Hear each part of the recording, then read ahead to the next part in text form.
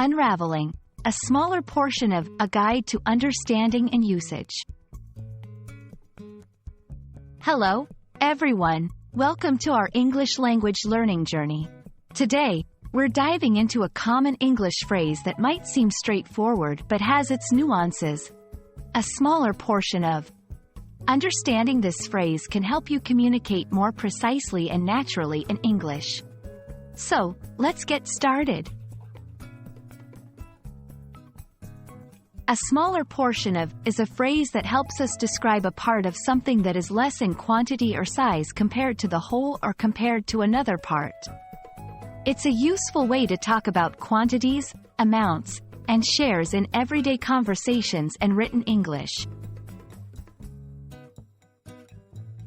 This phrase is commonly used in various contexts.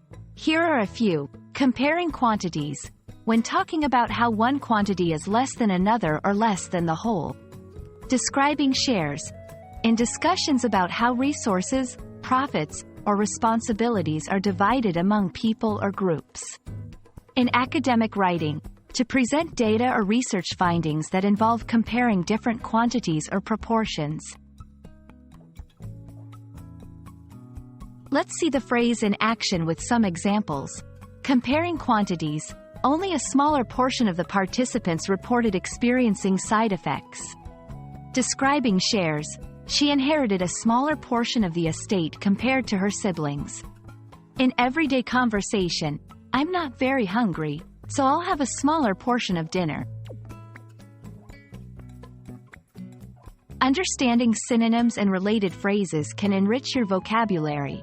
Here are a few. A lesser part of, a smaller amount of, a smaller percentage of, a minor share of. And that wraps up our exploration of a smaller portion of. Remember, mastering such phrases will not only enhance your English vocabulary but also your ability to express yourself more accurately and naturally.